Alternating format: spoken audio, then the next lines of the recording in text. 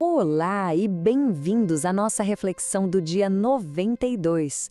Você já parou para pensar que Deus pode renovar uma aliança, mesmo depois que a gente quebra? Pois é, hoje Moisés vai nos mostrar o segredo da renovação logo depois do episódio do bezerro de ouro. O Salmo 94, por sua vez, nos dá um alerta sobre o perigo de um coração endurecido. E tem mais. Vamos ver Paulo usando sua cidadania romana para escapar da tortura e o catecismo nos revelando que Cristo já reina através da igreja, mesmo que o seu reino ainda não esteja completo.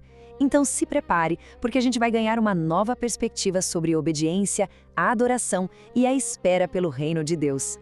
Se você busca entender como Deus reage às nossas falhas, o que significa adorar de verdade, com o coração, e o que é esse reino de Cristo que já está entre nós, então este nosso encontro de hoje é para você. Vamos mergulhar juntos em Deuteronômio 10 e 11, no Salmo 94, em Atos capítulo 22 e também nos parágrafos 668 a 672 do Catecismo. No final, eu tenho certeza que a gente vai sair daqui com uma compreensão muito mais profunda sobre a fidelidade de Deus e a esperança que nunca falha. Então, vamos lá. Nossa primeira parada hoje é em Deuteronômio. A gente chega logo depois daquele desastre do bezerro de ouro, sabe? Um momento em que o povo basicamente rasgou a aliança com Deus. A pergunta que fica é, e agora? O que acontece depois de uma falha tão gigantesca? Olha que incrível! Em vez de abandonar o povo, Deus oferece um recomeço. É um gesto de pura misericórdia. Ele mesmo manda fazer novas tábuas. Isso é muito simbólico, né? Mostra que a aliança não depende da nossa perfeição, mas da fidelidade dele. É Deus quem sempre toma a iniciativa de consertar o que a gente quebrou. Mas aqui vem o ponto central, o coração dessa nova chance. A aliança renovada vai muito além de seguir regras. Ela pede uma mudança, por dentro. Essa ordem de cortar o prepúcio do coração é uma imagem muito forte. É como se Deus estivesse pedindo para a gente remover toda a teimosia, toda a cascadura que impede a gente de amá-lo de verdade.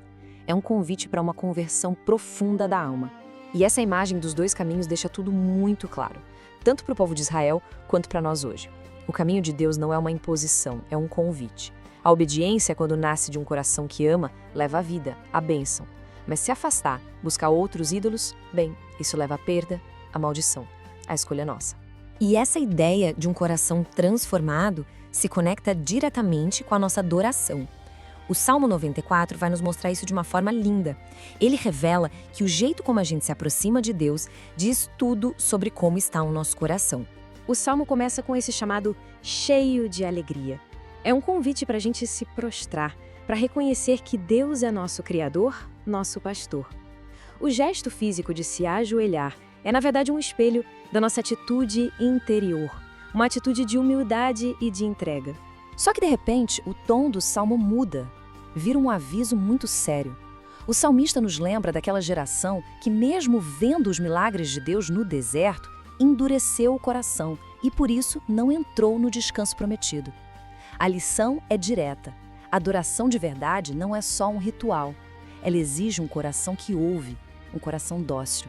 Tá, mas e na prática? Como é que um coração aberto e uma adoração sincera se manifestam no dia a dia? Para isso, a gente vai olhar para o apóstolo Paulo no livro de Atos. Ele nos dá um exemplo fantástico de como tudo que a gente é, até a nossa identidade, pode se tornar uma ferramenta para a missão de Deus. Gente, a sabedoria de Paulo aqui é impressionante. Ele estava prestes a ser açoitado, uma tortura horrível. E o que ele faz? Usa a sua cidadania romana. Mas não por orgulho, não para se exibir. Ele usa isso como uma ferramenta estratégica, um dom que Deus deu a ele naquele momento, para proteger a própria vida e, claro, continuar sua missão de pregar o Evangelho. É uma aula de como usar tudo o que temos a serviço do reino. Ok, então a gente viu a aliança renovada, a adoração que vem da alma e a missão de Paulo. Agora, o catecismo vai nos ajudar a juntar todas essas peças e entender o cenário maior em que vivemos. Ele nos dá a chave para compreender essa tensão entre o que Deus já fez e o que ele ainda não completou.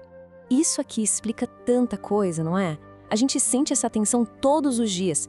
Cristo já venceu o mal com a sua ressurreição. O reino dele já começou como uma sementinha plantada aqui na terra, que é a igreja. Mas a batalha continua. O reino ainda não se manifestou em toda a sua glória. A gente vive exatamente nesse meio tempo, no já, mas ainda não. E por isso, o nosso papel não é ficar de braços cruzados esperando. Pelo contrário, somos chamados a ser testemunhas ativas, a viver em vigilância, em oração. O tempo de agora é o tempo do Espírito Santo agindo no mundo através de nós. É por isso que, de forma muito especial na Eucaristia, a Igreja reza e clama: Vem, Senhor Jesus, expressando esse desejo ardente pela vinda definitiva do Reino. Certo? E o que tudo isso quer dizer para a nossa vida, hoje, aqui e agora? Como a gente pode pegar essas lições tão profundas e aplicá-las no nosso dia a dia, nesse tempo de espera? É muito fácil a gente se identificar com essas lutas. Às vezes, como Israel, a gente quebra a aliança com nossos erros e pensa que não tem mais volta. A nossa adoração pode virar um hábito, uma rotina, sem aquela conversão do coração que Deus tanto quer. O medo de nos identificarmos como cristãos ou de usarmos nossos talentos pode nos paralisar. E claro, ver o mal no mundo e a aparente demora do reino pode trazer um desânimo danado. Mas a resposta de Deus nas leituras de hoje é a nossa missão. A solução é lembrar que Deus sempre renova as alianças. Ele só nos pede um coração que se volta para Ele. O Salmo nos chama para uma adoração que nasce de dentro. Paulo nos mostra que tudo em nós pode servir ao Evangelho. E o Catecismo garante que o reino está avançando pelo poder do Espírito. A nossa espera não é passiva. É uma espera ativa, com testemunho, com vigilância e com oração. Acho que a lição mais profunda do dia 92 é esta: com Deus sempre existe um recomeço. As novas tábuas da lei são a prova de que a misericórdia dele é sempre maior que a nossa infidelidade.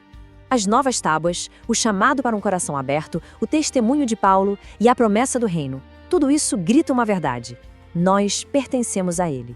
Somos o povo do pastor que nunca, jamais abandona suas ovelhas, mesmo quando a gente se perde pelo caminho. Vamos deixar essa pergunta ecoar no coração. A jornada de fé continua e o importante é a constância. Não pare por aqui.